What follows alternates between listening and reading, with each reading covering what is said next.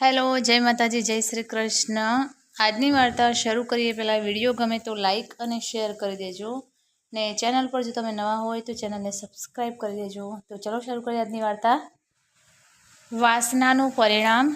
રાજે તેની ભાભી સાથે શું કર્યું? મુગ્ધાનું શરીર તાવથી બળી રહ્યું હતું। તેના ઉપર રસોડાની જવાબદારી કોઈક રીતે શાકભાજી રાંધી રહી હતી ત્યારે તેનો સાળો રાજ પાણી પીવા ત્યાં આવ્યો। તેણે મુગ્ધાના હાવભાવ જોઈને તેના કપાળ પર હાથ મૂક્યો અને કહ્યું, ભાભી, તમને ખૂબ તાવ છે? હા, મુગ્ધાએ નબળા સ્વરે કહ્યું। સવારે કંઈ નહોતું, બપોરથી અચાનક। તમે શું કહ્યું ભાઈ? ના, તેઓ ગમે તેમ કરીને કાલે આવવાના છે। ચિંતા કરવાની કોઈ જરૂર નથી। રાત થઈ ગઈ છે, બસ આવતીકાલની વાત છે। ઓહ, પણ રાજની ચિંતા ઓછી થઈ નહોતી। પણ મુગ્ધાએ તેને સાંત્વના આપી અને કહ્યું, કોઈ વાંધો નહીં, તે માત્ર એક નાનો તાવ છે। તમે જાઓ અને અભ્યાસ કરો। જમવાનું તૈયાર થતાં જ હું તમને બોલાવીશ। જમવાનું તૈયાર થતાં જ હું તને બોલાવીશ। મુગ્ધાની નકલ કરીને અને તેને ચીડવતા રાજે તેના હાથમાંથી રોલિંગ પિન છીનવી લીધી અને કહ્યું, લાવ, હું બનાવી આપીશ। તમે જાઓ અને આરામ કરો। ના ના, જો હું સૂઈશ તો હું વધુ બીમાર થઈ જઈશ। મુગ્ધા બેસવાવાળી નહોતી। તેણે કહ્યું, ચાલો આપણે બંને સાથે રસોઈ કરીએ। અને તેઓ બંને સાથે રસોઈ કરવા લાગ્યા। મુગ્ધાનો પતિ વિનય કંપનીના કોઈ કામ માટે 3 દિવસ માટે બહાર ગયો હતો। તે કર્મચારી બહુ વરિષ્ઠ ન હતો, પરંતુ બોસ માટે વિશ્વાસપાત્ર હતો, તેથી તેઓ તેને કોઈ પણ કામ માટે મોકલતા હતા। મુગ્ધાનો 21 વર્ષનો સાળો રાજ સ્પર્ધાત્મક પરીક્ષાની તૈયારી કરી રહ્યો હતો। વિનય જેવો પ્રેમાળ પતિ મળવાથી મુગ્ધા પણ ખુશ હતી। પતિનો થોડો પગાર અને પોતે ખાનગી શાળામાં ભણાવતા કેટલાક પૈસા ભેગા કરીને ઘરનો ખર્ચ સહેલાઈથી નીકળી જતો। સસરા ગામમાં રહેતા હતા। ભાઈ ભાભી રાજ ભણવાના કારણે તેમની સાથે રહેતો હતો। જીવનમાં એક જ વાતની કમી હતી કે 10 વર્ષ સુખી દાંપત્ય જીવન પછી પણ તેમને કોઈ સંતાન નહોતું। હવે મુગ્ધા 35 વર્ષની હતી। જ્યારે પણ તેણી તેની ઉંમરના અન્ય શિક્ષકોને તેમના બાળકો સાથે જોતી ત્યારે તેણીની ઈચ્છા ન હોવા છતાં રડવાનું મન થતું। આ દર્દથી તે પોતાની ડાયરીના પાનાં રંગતી। રોટલી તૈયાર હતી। રાજે તેને ખુરશી પર બેસવા કહ્યું અને તેની વસ્તુઓ ભેગી કરવા લાગ્યો। મુગ્ધાએ માથું પાછું નમાવીને આંખો બંધ કરી।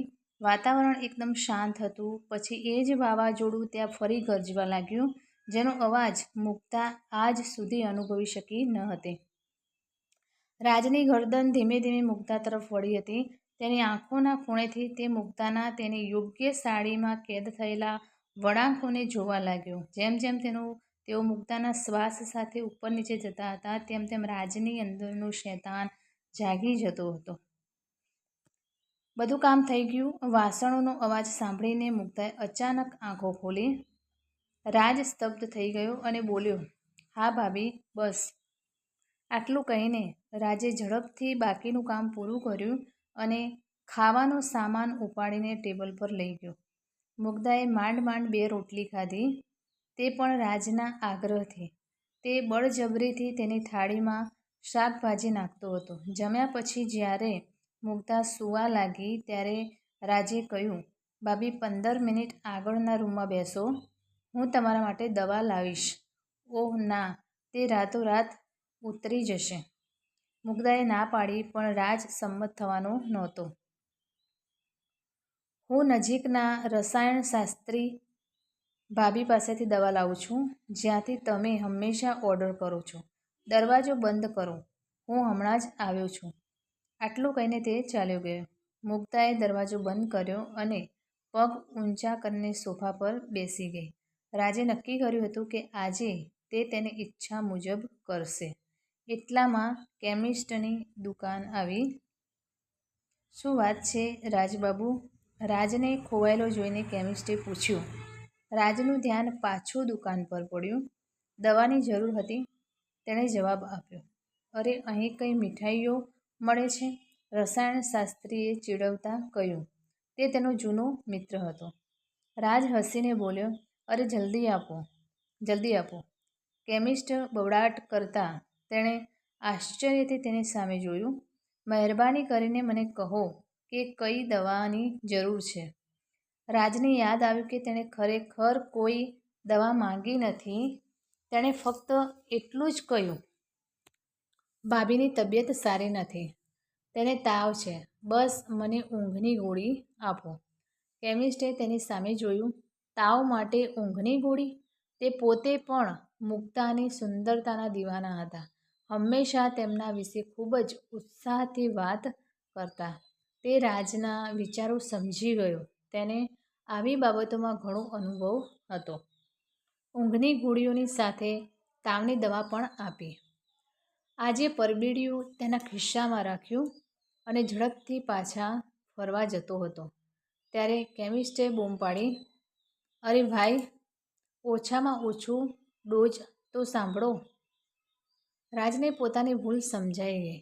તે કાઉન્ટર પર આવ્યો. રસાયણશાસ્ત્રીએ તેને ડોઝ જણાવ્યો અને આંખ મીચીને કહ્યું, આ ઊંઘની ગોળીનો 1 કરતાં વધુ ડોઝ આપશો નહીં. આ એક ચુસ્ત વસ્તુ છે. અરે તું શું વાહિયાત વાત કરે છે? રાજના મનમાં ડર નીકળી ગયો. તે ચોરની દાઢીમાં બોસ જેવો થઈ ગયો. તે જવા લાગ્યો.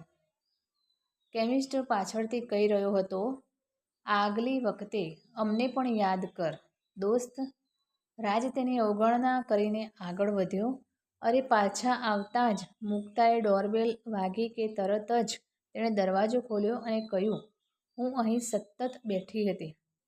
હા ભાભી, ચાલો અંદર જઈએ. રાજે કપાળ પરથી પરસેવો લૂછતા કહ્યું. મુગ્ધા તેના રૂમમાં આવીને સૂઈ ગઈ.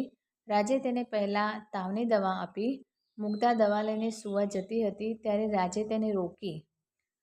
ભાભી, હજુ એક દવા બાકી છે. કેટલી લાવ્યા છો ભાઈ? મુગ્ધાએ થાકેલા સ્વરે કહ્યું અને મલમ લઈને કપાળ પર લગાવવા લાગ્યો. ભાભી આપો, હું લગાવી દઈશ. આટલું કહીને રાજે તેની પાસેથી મલમનું બોક્સ લીધું અને તેના કપાળ પર ઘસવા માંડ્યું. થોડા સમય પછી તેણે મુગ્ધાને ઊંઘની ગોળી પણ આપી અને તેને સૂવડાવી. રાજ તેનું કપાળ દબાવતો રહ્યો. થોડા સમય પછી તેણે મુગ્ધાને કન્ફર્મ કરવા ફોન કર્યો. ભાભી ઊંઘી ગયા? કોઈ પ્રતિભાવ મળ્યો નથી. રાજે પણ પોતાનો ચહેરો ખસેડીને તેની તરફ જોયું. કોઈ જવાબ ન મળતા તે સમજી ગયો કે રસ્તો સાફ છે. રાજના મંદિરોમાં ઝડપથી લોહી વહેવા લાગ્યું. લાઇટ ચાલુ કરતાં જ તે મુગ્ધા પર આવી. શોભાનો પડદો ડુંગળીની છાલની જેમ ઉતરવા લાગ્યો. રૂમમાં ભૂકંપના કારણે ટેબલ પર રાખેલી વિનયમુગ્ધની તસવીર પડી અને તૂટી ગઈ. જ્યારે બધું શાંત થઈ ગયું ત્યારે રાજ કંટાળી ગયેલા અને થાકેલા મુગ્ધાની બાજુમાં સૂઈ ગયો. હવે તાવ ઉતરી જશે ભાભીજી. મેં તમને ખૂબ પરસેવો પાડ્યો છે. રાજે નિર્જલતાથી બડબડાટ કર્યો અને મુગ્ધાની થોડી તસવીરો લીધા પછી તેણે તેને પહેરાવી. મુગ્ધા હજુ પણ હળવાશથી આક્રંદ કરી રહી હતી. રાજ પથારીમાંથી નીચે ઉતરીને પોશાક પહેરવા લાગ્યો. પછી તેની નજર અડધા ખુલ્લા ડ્રોઅર પર પડી. ભૂલથી મુગ્ધા તેની ડાયરી ત્યાં જ મૂકી ગઈ હતી. રાજે તેને બહાર કાઢી અને કપડાં પહેરીને પાનાં ફેરવવા લાગ્યો. અચાનક તેની નજર એક પાના પર ચોંટી ગઈ.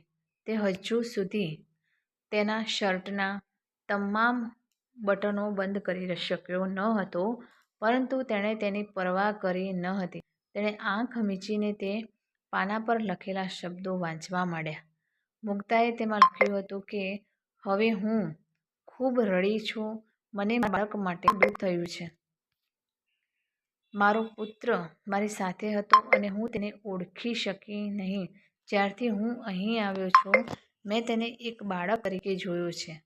તો આજે હું મારા ગર્ભમાં રહેલ બાળકની આટલી ચિંતા કેમ કરું છું? હું બહુ જલ્દી રાજને કાયદેસર રીતે દત્તક લઈશ. રાજની આંખ સામે અંધારું આવવા લાગ્યું. તે ત્યાં જ માથું પકડીને બેઠો અને જોર જોરથી રડવા લાગ્યો. પછી તે દોડીને રડવા લાગ્યો. મુગ્ધાના પગ પકડીને કપાળે તેની સામે ઘસવા લાગ્યો. ભાભી, મને માફ કરો, મને શું થયું છે? એક મહિલા કોન્સ્ટેબલે રાજને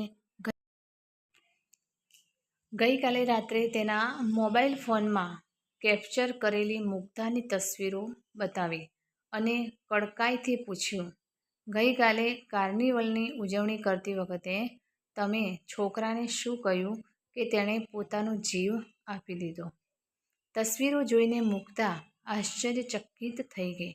તેની શારીરિક સ્થિતિને કારણે તેને આવી જ ઘટનાની શંકા હતી, પરંતુ તેનું હૃદય હજી સ્વીકારવા તૈયાર નહોતું. તે જોરથી રડવા લાગી.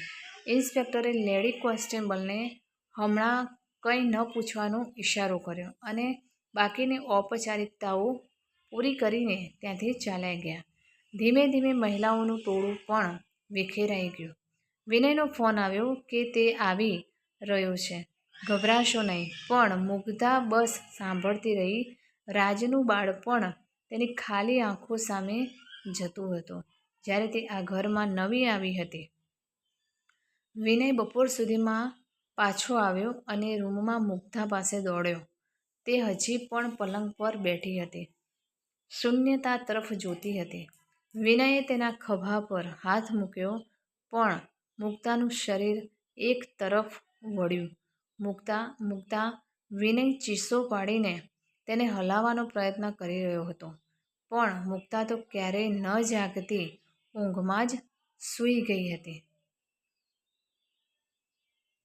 તો મિત્રો, આ કહાની તમને કેવી લાગી તે કોમેન્ટ કરીને જરૂર જણાવશો. અને વિડીયો પસંદ આવ્યો હોય તો લાઈક અને શેર કરજો, તથા ચેનલ પર જો તમે નવા હોય તો ચેનલને સબસ્ક્રાઈબ કરજો. ફરીથી મળીશું આવી જ એક નવી વાર્તા સાથે, વિડીયો સાથે. ત્યાં સુધી નમસ્તે, જય માતાજી, જય શ્રી કૃષ્ણ, હર હર મહાદેવ. Thanks for watching.